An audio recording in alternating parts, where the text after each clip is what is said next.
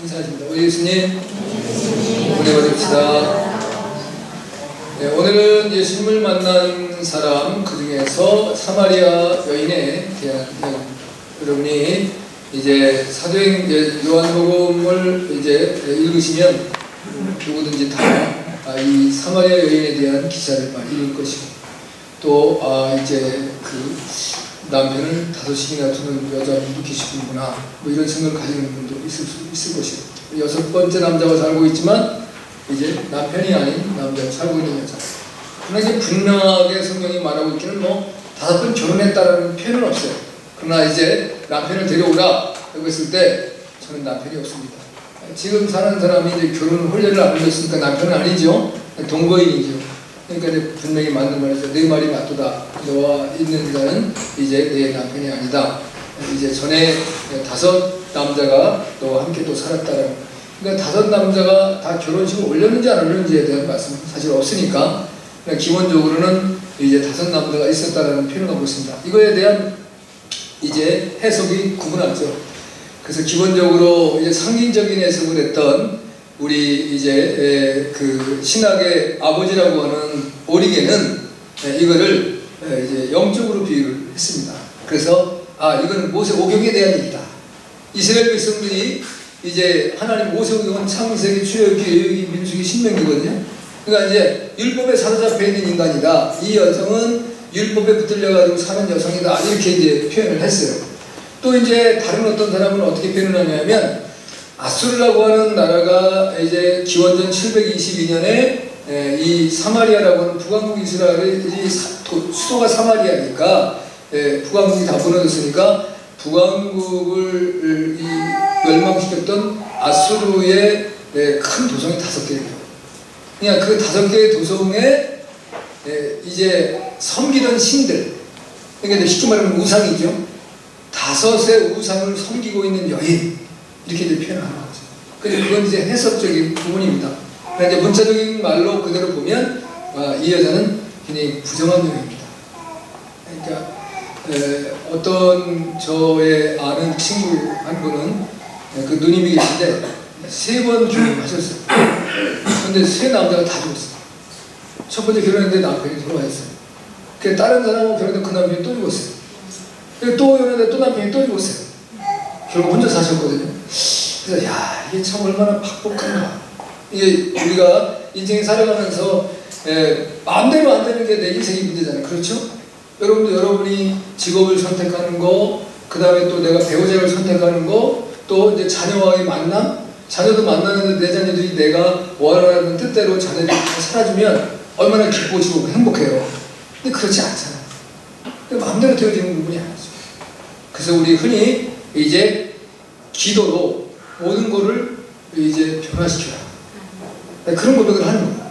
왜? 믿음의 힘으로써 내게 찾아오는 여러 가지 세상적인 운명이라고 하는 운명을 뒤바꿔야 된다는 거예요. 그거는 우리 믿음의 사람들만이 가능하다는 거죠. 세상의 사람들은 그것이 안 되니까 이제 사주팔자를 보고 점을 보고 관상을 보고 또 이제 무당을 찾아가서 이제 자기의 길흉화복에 대한 장래사를 알고 싶어 하는데 그 사실 그게 이제 어처구니 없는 게 뭐냐면 남의 장래사를 그렇게 잘 아는 사람은 왜 자기가 그 짓을 하고 살아요?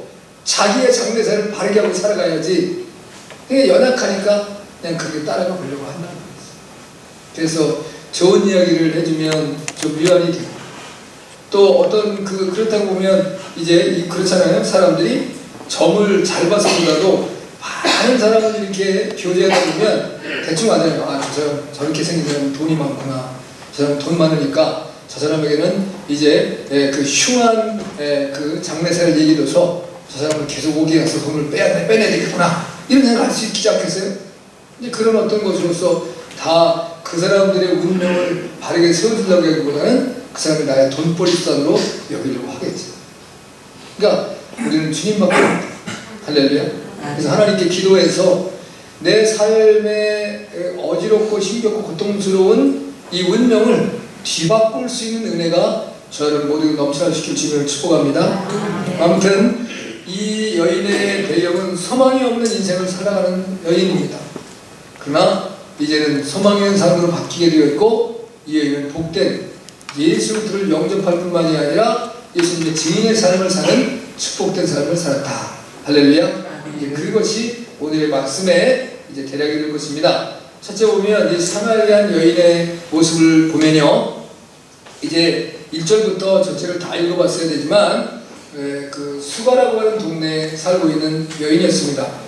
수가라고 하는 동네에 대한 이야기는 두 가지가 등장합니다. 이제 어느 것을 붙잡아도 사실 상관없어요. 왜냐하면 지나간 어떤 하나의 그냥 한 동네의 이름이니까. 그러나 수가라는 말 뜻은 마지막이라는 의미예요. 근데 이제 이 수가는 세겜이라고 하는 도성이 있습니다. 여러분들이 잘 아는 것처럼 야곱이 그 형 에서를 피해서 바다나락으로 가서 잠시 머물다 오려고 하던 그 20년이 됐거든요. 20년 동안 하나님이 큰 복을 주셔서 하여튼 4명의 아내와 그 다음에 그 13명의 자녀를 데리고 금을 환영하는 그런 사건입니다. 그러다가 이제 형을 만난 그 장소가 바로 세겜 직전에서 야복강을 통해서 만나고, 원래 그 형과 함께 가면 형이 또 마음이 돌변해서 자기를 해하면 어떻게 될까 해서 원래 하나님의 약속은 베델에 가기로 했고 루스라고 하는 곳이었었는데 그곳에 가기로 한 곳이고, 자기가 그곳을 이제 돌베개를 메고 잠을 자다가 하늘에서 사닥다리가 내려오고 천사가 오르락 내리락 하는 모습을 보고 이곳이 하나님의 집이다. 돌베개를 있던 베개를 세워놓고 하나님께서 내가 이 피신 생활에 무사히 건강하게 문제없이 돌아가게 한다고 한다면 내가 이곳에 하나님의 집을 반드시 지을 것이고, 그래서 하나님만을 섬기고 하나님께 내가 10의 1조를 드리고 오직 바른 믿음의 생활을 살아가겠습니다라고 서원하고 고백한 곳이었거든요. 근데 글로 가지를 않고 세겜에 머물러 살았어요. 근데 세겜에서 자기의 딸 디나가 세겜의 그 족장이 하몰이라는 자가 있었는데, 근데 이제 아들 그 하몰이라는 아버지가 그 자기 자식을 위해서 이름을 그 세겜이라고 지은 건지 원래 세겜이었는지 모르지만 이 지역 이름이 세겜입니다. 근데 아들 이름도 세겜입니다. 지역 이름에 따라서 아들의 이름을 지었는지 하여튼 그 세겜족의 아들 세겜이 그 자기의 딸 디나를 강간했습니다. 그래서 그 사실을 알고 둘째 아들 시므온과 셋째 아들 레위가 그들과 가서 협상을 하면서 너희 할례를 받으면 이제 너희와 통혼하겠다. 우리의 누이 동생을 너희에게 주고 또 너희의 이제 딸들도 우리의 자녀들로 삼겠다. 약속을 해서 사실 동상이몽이죠. 하물과 세겜은 그들의 가진 재산을 모두 다 빼앗을 것을 생각했고, 또 이제 시므온과 레위는 그 족속을 완전히 진멸시킬 것을 행동했는데 하나님이 기쁘게 안 받으셨어요. 왜냐하면 이제 그 할례라고 하는 행위는 종교적인 하나님 앞에서의 올바른 신앙의 고백입니다. 내가 하나님의 백성 되었습니다는 고백인데, 그것을 원수가 없는 하나의 살해하는 그런 전쟁의 도구로 사용했던 것이죠. 여러분들도 혹시 신앙생활을 하다가 내가 신앙적인 어떤 것을 가지고 내 개인의 삶에 그 원혼을 갚으려든가 아니면 무엇을 이용하려고 하는 도구로 사용하시는 건 굉장히 안 좋습니다. 그래서 제가 이렇게 다니다 보면 그 장사하는 가게집 이름도 성경에 나와 있는 어떤 좋은 이름들을 따서 많이 쓰시는데, 그게 정말 하나님의 영광을 위해서 그렇게 하시는 부분 좋은데 이제 이걸 보고 기독교인들은 다 오겠지, 그래서 내가 장사가 잘 되겠지, 이러한 심성을 가지고 오면 하나님 좋아하시지 않습니다. 이 세상에서 여러분이 우리가 먹고 사는 모든 문제에 있어서 예수님 믿는 사람과는 관계를 맺지 않습니다. 음식도 누가 농사 지었는지 모르는 농산물이 들어오는 거 다 우리가 사서 먹을 수 있는 것이고 감사하는 것이고 그런데, 근데 그걸 이용해서 나를 이제 복되게 하려고 하는 자세는 올바르지 않다. 그걸 만약 사용하려면 하나님의 영광을 위해서 내가 하나님의 귀한 성령의 이름을 따서 해서 그걸 가지고 내가 수익의 몇 프로를 선교에 쓰겠습니다. 내가 하나님의 영광을 위해 쓰겠습니다. 그건 좋은 의미지. 그런데 그것이 이제 변질되면 안 되고 그대로 살으셔야 됩니다. 아멘. 네, 여러분의 가운데도 그런 일들을 하기를 원하시는 분이 계시면 그런 믿음과 그런 고백으로 하시면 좋겠습니다. 그래서 이제 그 세겜이라는 도성의 이름이 술에 빠진 자의 성이라는 뜻입니다. 사사기 28장 1절에 보면 그 다음에 하박국서 2장 10번째 보면 거짓성이라는 의미가 있습니다. 참 좋지 않은 도시죠. 이제 그 도시와 이 수가를 같이 보는 의미가 있어요. 그 이제 그 발음 기호가 비슷해서 그걸 같다. 또 하나는 이제 세겜에서 가까운 마을, 이제 세겜에서 약 동쪽으로 한 약 2.5km 정도 떨어진 곳에 있는 도시. 그게 더 맞는 것 같아요. 세겜하고 같은 도시가 아닌 것 같습니다. 하여튼 두 가지 선이 존재하고 있어요. 근데 그곳에 뭐가 있었느냐? 야곱의 우물이 있었다, 이렇게 표현을 하고 있습니다. 우리가 이 야곱의 우물 하면 그 야곱의 우물이 어떻게 생겼을까? 여러분이 조그만 우물같이 생각하시면 큰일 납니다. 이건 깊이가 50m 정도 되는 큰 우물입니다. 그리고 그 둘레 지름이 7.5m나 되는 우물이에요. 그러니까 이건 어떻게 보면 사람이 판 우물이 아니에요, 원래. 근데 야곱이 발견한 우물이라고 하면 맞을 수 있어요. 근데 그거를 야곱이 판 우물이라고 하는데, 이 물은 초당 640리터가 솟구쳐 오른다. 그래서 사람들이 거의 그곳에 가서 탐사하기 어려운 곳이라고 해요. 그리고 이제 그것이 기본적으로 이제 밑에는 넓고 위로 올라오면서 이제 줄어든 거죠. 밑에는 막 바다 같은데 이제 쭉 올라가고, 그 다음에 이제 뚜껑을 덮을 수 있는 그러한 이제 곳이라고 말씀도 하고 하는데, 일단 이 이제 우물은 그 사람이 파는 우물은 원래는 맞지 않고 원래부터 존재하는 이제 우물인데, 이제 솟아나는 물인데 그걸 야곱이 발견한 것이라고 이해하면 좋을 것 같습니다. 이제 이제 지역에서 그 수가성 여인이 물을 길러 왔다. 근데 이제 제일 중요한 것이 이제 우리가 여기서 하나 붙잡아야 되는 것이 제6시라고 하는 시간입니다.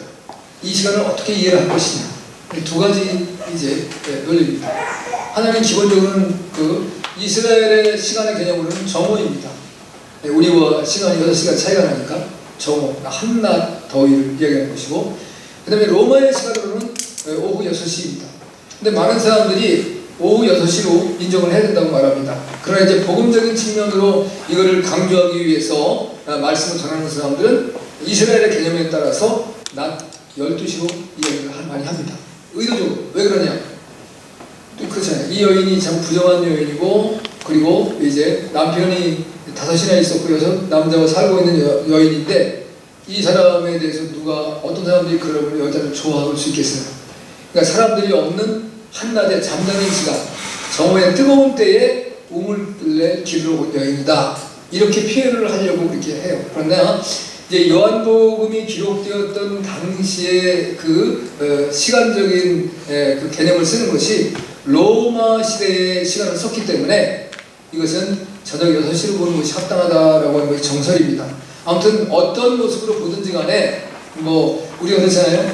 내가 나의 삶들 속에 정결함과 깨끗함이 없으면 누가 뭐라고 말하지 않아도 내가 사람들이 많이 있는 곳에 가기를 싫어합니다.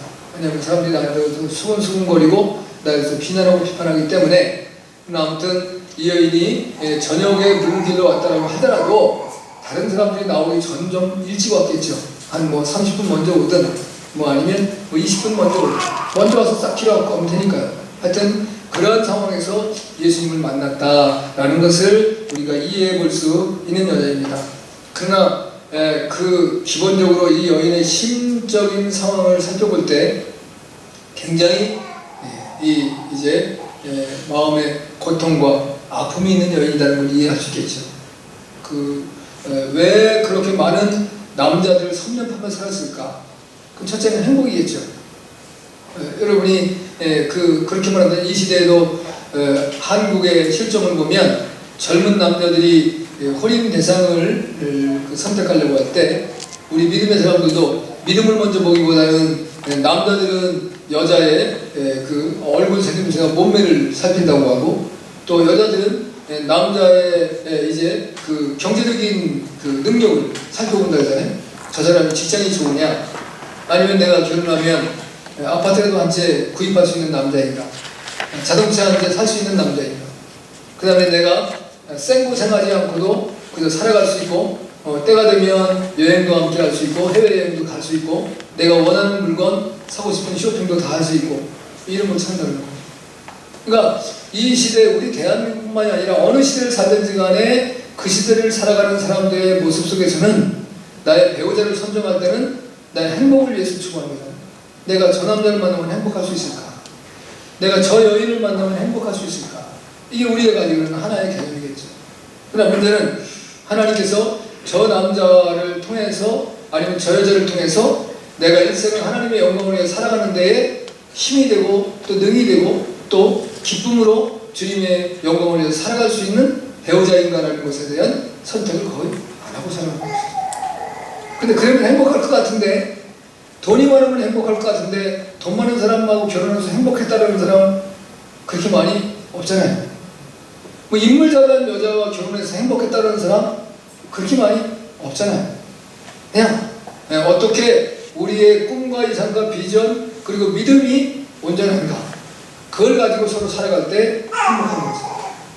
그런데 이 여인은 자기의 표준과 잣대에 따라서 나를 행복하게 할 수 있는 사람을 찾아서 이리저리 헤맸는데 결국 성공하지 못했다는 것입니다. 뭐 나이가 몇 살했다는 표현은 없으니까 아무튼 중년으로 우리가 이해를 해본다고 할 때 참 답답한 여인이죠. 불쌍한 여인이고 박복한 여인이었다는 생각을 가져보게 되어집니다. 그때의 여인이 이제 오늘 예수님을 만난 거죠.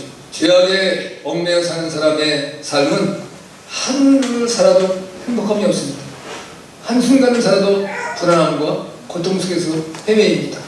그러니까 이 여인의 삶은 매우 고통스러운 삶을 살아가고 있는 죄 가운데 얽매여 있는 여인이었다라는 것을 이해를 하게 됩니다. 두 번째는 이 사마리아 여인과 예수님과의 만남입니다. 23절, 24절 말씀을 한번 같이 받아볼까요? 함께 왔습니다. 시작. 아버지께 참으로 예배하는 나는 신령과 진정으로 예배할 때 아버지 때라. 아버지께서는 이렇게 자기에게 예배하는 자들을 찾으시니라. 하나님은 영이시니 예배하는 신령과 진정으로 예배하시니라. 아멘. 이 여자가 참된 예배자로 바뀌어지는데요. 우리가 잘 아는 것처럼 거리심산에서는 축복을 선포하는 축복산이었습니다. 그리고 에발산은 저주를 선포하는 저주의 산이었습니다. 그러니까 이스라엘의 이 사마리아인들은 거리심산 자체가 축복을 주어준다라는 그런 개념을 가지고 있었어요. 원래는 이게 기원전 322년에 사마리아 지역의 조상들이 세운 이제 거리심산에 자기들의 성전이 있었다는 것이죠. 그러나 아브라함은 창세기 12장 7절에서 여기서 단을 쌓았고, 야곱은 창세기 33장 22절에서 그림산에 달을 쌓은 그러한 이제 역사적인 기록이 있습니다. 그러니까 우리의 조상 아브라함도 그 다음에 우리의 선조 12지파의 조상이었던 야곱도 달을 쌓았던 이곳에 우리가 달을 쌓고 여기서 하나님을 예배드리면 하나님이 축복하실 것이다.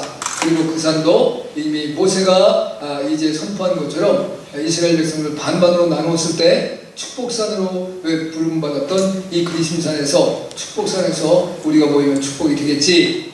그리고 이 예루살렘에서는 예루살렘 성전을 세워서 약 200여 년 동안 존속되면서 그 남왕국 유다와 북왕국 이스라엘이 갈등을 믿고 살아온 근거가 되었습니다. 우리가 잘 아는 것처럼 여호수아가 이제 모세의 뒤를 이어서 백성들을 이끌고 요단강을 건너 가나안 땅을 정복하려 할 때 그 요단 동편에 있는 그 비옥한 땅을 보고 그 루벤 지파와 그 므낫세 반 지파가 우리는 이곳에 머물러 살겠다. 그래서 백성들의 마음을 흐리게 했는데 우리가 이곳에 처자들을 놓고 짐승을 놓고 가지만 우리가 제일 선봉에 들어가서 싸울 것이요, 싸워서 승리했을 때 이 땅은 기업으로 받겠습니다. 그러고 난 뒤에 그곳에 그들이 이제 하나님의 다안의 모습을 세워놔요. 그것 때문에 또 갈등이 옵니다. 그랬더니 우리는 여기가 제사드리기 위함이 아니라 나중에 세월이 지나고 시간이 지났을 때 너희의 후손들이 너희는 우리와 관계없는 족속이다, 그것에 대한 오해를 풀기 위해서 우리는 한 족속이요 한 민족이라는 것을 가르쳐주기 위해서 우리의 후손들에게 이제 요단 서편으로 요단강을 건너가면 그곳에 하나님의 단에 이런 단이 있다는 것을 보여주기 위한 것이요, 그래서 오히려 신앙을 높이기 위한 모습으로 화해와 그 갈등을 해소했던 사건들이 있습니다. 그렇지만 이 예루살렘과 사마리아에 두 곳에 단을 쌓고 이들은 갈등을 겪었는데 결국은 다 200년 후에 무너졌습니다. BC 기원전 129년에 하스모니안 왕조의 힐카누스에 의해서 완전히 이제 그리심산의 그 성전이 무너져 내리고 말았습니다. 그럼에도 불구하고 지금 이제 예수님께서 복음을 증거하는 AD 30년, 33년 어간의 사이에 그곳에 사마리아인들이 이 여인이 우리는 이 산에서 예배하고 당신들은 예루살렘에서 예배하는데 어찌하여 사마리아인 나에게 유대인인 당신이 물을 달라 하십니까? 라는 질문을 했을 때 예수님께서 이제 하신 말씀이죠. 이 산에서도 말고 예루살렘에서 말고 참으로 예배할 때가 있다. 이제 그렇게 예수님이 말씀하신 거죠. 그러면 그들의 성전이 무너진 지가 약 130년이 지난 그 이후에도 이 사마리아인들은 그곳에 가서 기도하면 하나님이 자기를 축복한다는 개념을 가지고 있었다는 사실입니다.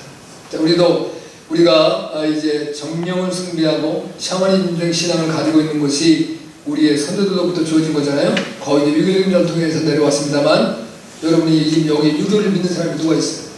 우리 특별히 예수님 믿습니다만 대한민국에서도 거의 그 조상 숭배하는 제사의 풍습을 하는 것에 있어서는 유교의 풍습을 따른다고 하지만 그 이후대의 사람들이 유교에 대해서 아는 사람이 거의 없습니다. 그리고 공자라면 공자님이 공자가 나서다 이런 얘기나 좀 알 뿐이지 뭐 이제 사서의경을 외우겠습니까? 뭐를 하겠습니까? 아무것도 모르는 거지만 그럼에도 불구하고 우리 조상들이 해온된 대로 내가 살아가면 나에게 축복이 되고 내 자녀들 복을 갖겠다 이런 생각들을 가지고 있을 뿐이겠지요. 그러니까 사마리아인들도 그런 사고와 생각을 가지고 살았다는 것을 볼 수가 있습니다. 자, 여기서 보면 이제 여기 분명히 말씀하시는 것을 오늘 말씀하잖아요. 생수. 내가 누군 줄 알았으면 예수님이 내가 이제 물을 하나 달라니까 물동이가 없는데 이곳에서 어떻게 물을 뜨겠습니까? 이제 네가 내가 누군 줄 알았으면 너가 나에게 물 좀 달라야 할 것이다. 너희가 마시는 물은 계속 목마르지만 내가 주는 생수는 영원히 목마르지 아니하리라. 할렐루야. 생수에 대한 이야기를 강조하고 있는데요. 생수는 매우 중요합니다. 이건 창세기 2장 10절부터 등장합니다. 에덴 동산에서 네 근원을 나누는 생수가 발현되어서 이제 동서남북 네 곳으로 이제 생수의 강물이 흐르기 시작하는 것이 등장합니다. 에스겔서 47장에 보면 에스겔이 환상 중에 하나님의 성전에서 그 성전 제단 밑으로부터 생수가 흘러넘쳐서 그 물이 넘치는데 그 세상 만국을 소성케 하는데 제일 처음에는 발목에, 그 다음에는 무릎에, 그 다음은 허리에, 그 다음에는 사람들이 휘엄쳐서 다닐 수 있을 만한 그러한 풍성한 물이 넘쳐나는데 모든 자연 만물이 그것으로 말미암아 풍성한 생명을 누리더라. 할렐루야. 그 다음엔 이제 이사야서 55장 1절에서는 누구든지 목마르든 내게로 와서 내게로부터 이제 나오는 물을 마시라. 이 생수에 대한 예수 그리스도의 주시는 참된 은혜와 축복, 주님의 말씀, 이것이 바로 생수인 것을 우리에게 가르쳐준 것이죠. 우리 이 땅에서 왜 생수를 찾아 헤매입니까? 생수를 찾는다는 것은 우리 인생의 만족이잖아요. 내 인생의 만족함, 내 인생의 부족함이 없는 삶, 내 인생의 풍족함을 얻으려고 이곳저곳 다 따라다니는데 실제로 그런 것은 이 사람들이 세속적인 쾌락을 추구합니다. 그래서 디모데후서 3장 1절에서 5절에 말씀하시기는 너희가 말세에 고통하는 때가 이르리니 라는 말씀하셨습니다. 제가 말씀을 두 가지로 했습니다. 나 이제 개인적으로 찾아오는 신앙의 말씀가 있습니다. 그 나이와 시간과 상관없이 찾아오는 겁니다. 신앙에 내가 회의가 생겨서 정말 예수님을 믿어야 되는가? 예수님 뭐 이런 것이 이제 있을 수 있는가? 제가 선교사님한테 그 말씀을 드렸어요. 선교사님께서 예배를 드리고 저녁 식사를 마치고 담소를 나누는데 수요일날 그 말씀을 하더라고요. 실제로 청도에서 실제로 있었던 사건을 그 한인교회가 굉장히 큰 교회였었는데 그 장로님이 이제 암이 걸리셨잖아요.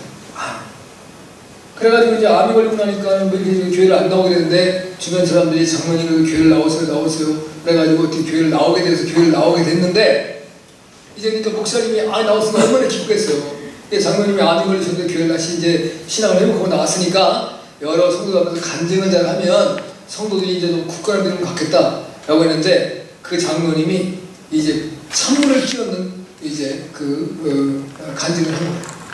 아니 내가 교회에 충성을 드렸습니까? 헌금을 제대로 안 했습니까? 내가 예배를 빼먹었습니까? 그런데도 나에게는 암병을 준 그런 하나님이 어디 계신 하나님이냐? 나는 다시 이제 교회 안 나온다. 이런 하나님 나 안 믿겠다. 그래서 오히려 은혜를 받으려 했는데 교회에다 찬물을 쫙 끼얹은 기억이 있다더라고요. 그러니까 그분은 신앙의 말씀을 맞은 거예요. 육체의 질병이 와가지고 신앙의 말씀을 맞은 거예요. 어떤 사람은 사업에 문제가 생겨서 신앙의 말세가 오는 사람도 있습니다. 또한 가정의 위기가 와서 신앙의 말세를 만든 사람이 있습니다. 불쌍. 근데 그래서 이제 청년 직원에 대한 얘기를 하는 거죠. 그 사람은 이제 아까 제가 말씀한 거 뺀 것 중에 하나가 그 후에 그 부인도 조선족 여자인데 한국에서 공부를 하고 잘 들어서 포스코 이제 청도에 포스코가 있는데 포스코에 취업을 했으니까 이제 남편보다 더 월급도 잘 받고 괜찮은 직업장이에요. 근데 이 포스코에서는 한국에 출장을 갈 때도 있고 또 중국에서 저 밑에 쪽으로 출장을 갈 때도 있고. 근데 이 아가씨가 아들인데도 불구하고 바람이 바람. 아가씨가 아니죠. 부인이. 근데 그 부인이 바람을 났으니 얼마나 고통스럽겠어요. 그래서 이제 성교사님께서 네가 정말 내 마음에 하나님이 주신 은혜로 믿음이 있다고 한다면 내 아내를 용서해야 된다. 내 가정이 든든히 서든 어떻게 정이 깨어지든 아내를 용서해라. 그래서 결국은 그 남자가 있는 곳을 알아가지고 호텔방에 찾아가서 사실대로 얘기를 했는데 그 여자가 깨우치고 돌아왔어요. 돌아와서 회개하고 이제 이혼을 하자고 했다가 회개하고 바르게 살면서 지금 잘 살고 있다. 그래서 물어봤대요. 그래, 네가 이렇게 참 믿음으로 그렇게 살아가니 고맙다. 그런데 정말로 내 아내를 미워하는 마음이 내 마음에 없느냐? 또 미워하는 마음이 있다는 거예요. 그러나 주님의 은혜로 용서하고 사랑하고 또 그 마음을 없애기 위해서 살아가고 있다는 거예요. 우리 인생은 그런 거예요. 내가 정말 하나님을 믿고 온전히 주님을 영접했다고 한다면 주님의 은혜 안에서 그런 복된 자세와 삶을 살아가야 된다는 것입니다. 그것이 없어지게 된다면 우리는 아무리 생수를 찾아서 헤맨다라고 할지라도 세상에 아무리 좋은 쾌락, 내가 지금 누리는 것보다 더 좋은 행복, 그것보다 더 좋은 게 있어요. 내가 언제는 난 이만하면 행복할 것 같아. 그래서 행복했어요. 근데 돌아보니까 나보다 더 멋있게 더 이제 폼나게 사는 사람이 더 많은 거예요. 그때의 내 행복감은 그냥 순식간에 가요. 예수님이 주시는 생수를 마셔야 우리 인생은 행복할 수 있습니다. 할렐루야. 그래서 이 여인은 복된 여인이 된 거예요. 그래서 참으로 예배할 그 예수를 메시아로, 이제 메시아가 오면 우리가 참으로 예배할 때 오는 줄 알겠습니다. 신령과 진정의 예배는 메시아가 오면 가능합니다. 내가 그다. 그 말을 들었을 때 이 여인은 예수님 앞에 무릎을 탁 꿇는 여인이 되었습니다. 내가 이전에 그렇게 행복을 찾아서 이 남자 저 남자 섭렵하며 다녔지만 얻지 못했고 지금도 아직도 부끄러운 상황. 이 남자를 버려야 되는가 같이 살아야 되는가 얼마나 갈등이 많았겠어요. 그런데 이 여인은 행복한 여인이 되었습니다. 예수님을 만나고 다니는 거예요. 여러분 우리의 인생은 그런 거예요. 여러분도 여러분이 이제 여기 나이가 이제는 중년을 넘으신 분도 계시고 아니면 요단강을 앞에 두고 계신 분도 계시고 아직 청년들도 있고 이제 다 있습니다. 아직은 장년들도 계시고 그런데 여러분의 인생의 비전과 꿈들이 다 성취되어 주신 분은 거의 없을 거예요. 내가 어렸을 때 이런 소망이 있었고 꿈이 있었고 내가 청년이 되었을 때 내가 장년이 되었을 때 그리고 내가 노년이 이렇게 아름답게 살아가야지. 이제 여러분이 좋은 말씀만 드려야 되는데 제가 이제 글을 봤더니 OECD 선진국에 속해 있는 국가들 중에서 노인이 되어서 불행한 나라는 대한민국 하나입니다. 나머지 나라는 노인이 되면 행복하다. 그 선진국가들은 노인이 되면 행복한 나라인데 우리 대한민국은 노인이 되면 불행한 나라라는 거예요. 마음 아프죠? 그런데 우리는 노인이 되면 행복해야 돼요. 예수님 안에서. 왜? 곧 주님을 만날 때가 더 가까워졌으니까. 아멘? 네. 그러니까 세상적인 가치와 추구를 따라서 우리가 살아가면 행복할 수가 없어요. 그러나 믿음의 법안에서, 말씀의 법안에서, 신앙의 법안에서 우리의 삶을 추구하고 달려가면 너무너무 행복해요. 네. 뭐 젊은 사람들은 아직 나아가 하나님이 사용하실 수 있어서 내게 건강을 주시고 이 시대에서 주님의 영광을 드러내기 위해서 나로 땀 흘리게 하시니 감사합니다. 내가 열심히 주를 위해 달려가고 또 살아가겠습니다. 이런 고백을 드리면 되고요. 그 다음에 연세가 많으신 분은 내 인생에 이제 그 정점에 가까우지만 곧 주님을 기쁘게 만날 것이고 또 주님과 함께 동행할 것이다 라는 고백이 있으면 되겠죠. 여러분이 예수님을 만날 때에만 인격적으로 참된 예배자가 될 수 있습니다. 그런 은혜가 이 수가성 여인과 동일한 인생을 살아가지는 않지만 여러분에게 찾아온 여러가지 삶의 기쁨을 상실한 상황 속에서도 예수님 때문에 기쁨이 넘치고 예수님 때문에 행복할 수 있고 예수님 때문에 소망이 넘치는 복 있는 삶이 되기를 주님으로 축복합니다. 네. 마지막으로는 동네에 들어가서 예수님을 증거했다 했습니다. 자, 오늘 28절에 30절 말씀 보겠습니다. 시작. 여자가 물덩이를 버려두고 동네에 들어가서 사람들에게 이르되 나의 행한 모든 일을 내게 말한 사람들을 와보라. 이는 그리스도가 아니냐? 저희가 동네에서 나와 예수께로 오더라. 아멘. 자, 이제 구원받은 사람들. 자, 이제 구원받은 자의 기본적인 일은 뭐냐면 복음의 증인이 된다는 거예요. 내가 예수님으로 만약 구원을 받았으면 그 기쁨을 감당할 수가 없어서 그 기쁨을 누구에게인가 전해줄 수밖에 없다는 거예요. 그래서 가장 좋은 것은 먼저는 내 가족들에게 복음을 전하는 겁니다. 어떻게 보면 복음을 전하기 가장 힘든 게 가족이에요. 왜? 가족들이 가지고 있는 예수님을 믿지 않는 가족이 가지고 있는 가치관이 세속적인 가치관입니다. 그래서 세상에서 출세를 했느냐, 세상에서 잘 됐느냐, 세상에서 재물을 많이 얻었느냐, 세상에서 괜찮은 직업을 가졌느냐, 좋은 집에 사느냐, 좋은 차가 있느냐, 이런 게 세상 사람들이 추구하는 이제 방법입니다. 그래서 내가 지금 예수를 처음 믿었다고 한다면 내가 예수님 믿고 세상으로 번성하지 못했으면 내 말을 잘 믿어주질 않아요. 아이고 주제 확인하고 살지 이렇게 표현해요. 그러니까 내가 알고 있는 내 가족들에게 복음 전하는 건 너무 어려울 수 있습니다. 그러나 성경은 한결같이 복음을 얻고 예수님을 만나고 구원받은 거룩한 백성은 내 가족을 먼저 사랑했다는 겁니다. 그래서 내 가족의 사랑의 가장 중요한 핵심은 예수 그리스도의 복음을 증거하는 거예요. 그들이 천국 갈 수 있도록 만들어주는 것이 가장 큰 축복이다. 그걸 놓치게 해서는 안 된다. 그거지. 그 다음에는 내 친인척들에게 복음을 증거하는 거지. 그리고 내 동료들, 이제 직장 동료들, 그 다음에는 이제 친구들. 뭐 요즘 보니까 동창회 모임도 많이 맞고 또 동창회 모임도 같더라고요. 그래서 요즘에는 뭐 밴드도 형성되고, 그래서 거기 보면 어느 학교 밑에 동창생 모임 밴드 밖에서 거기 들어가면 다 서로의 근황을 알아볼 수 있고, 또 이제 몇 년 전에 며칠 어디서 한번 우리 만나자. 그러면 거기 만나러 나오는 사람들도 있고, 좀 다양한 그런 모임들이 형성됩니다. 지금 SNS 뭐 이런 것들이 너무 잘 돼 있어가지고 굉장히 대단한 것을 사용하는데, 그 다음엔 내가 살고 있는 지역, 그리고 나아가서는 이제 이 지구촌을 살고 있는 하나님의 복음을 모르는 다른 민족들에게 복음을 주게 하는 선교의 사건을 등장할 수 있겠죠. 영적인 문제는 매우 민감합니다. 이 민감한 문제를 바르게 이끌어 나아가고 복음을 증거하기 위해서는 내가 먼저 예수님을 만나야 돼. 내가 예수님을 온전히 영접하면 내 삶의 과거의 삶, 사람들이 나에 대해서 뭐라고 말할까, 사람들이 나에 대해서 어떻게 평가할까, 그것은 다 사라집니다. 관계없습니다. 내가 이 지역의 부곡동에서 여러분의 일생을 살아서 내 어렸을 때부터 지금까지 내 모습을 주변에 다 안다. 그 내가 이곳에서 좀 선한 삶을 못 살았다. 그 사람들이 나에 대해서 손가락질 한다. 내가 예수님 만나고 나면 상관없습니다. 처음엔 사람들이 피피가 할지 모르지만 나의 변화된 삶의 모습을 보고 오히려 더 주께로 돌아올 수 있습니다. 평양에 하나님의 복음을 증거하는 선교사의 얼굴에 돌멩이로 상처를 내게 했던 우리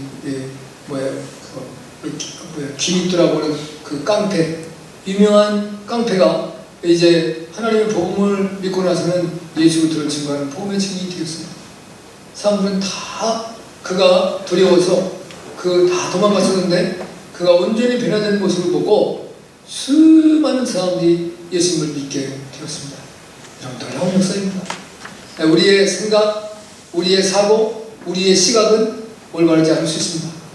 하나님이 기뻐하시는 삶을 위해서 내가 내 이전의 과거의 삶이 어떠한 비난받을 만한 삶, 또한 사람들로부터 손가락질 받을 만한 삶을 살았다고 하더라도 예수 그리스도를 참으로 만나고 난 이후에 내가 구원받은 거룩한 백성이 되었다고 한다면 반드시 복음을 증거해야 된다.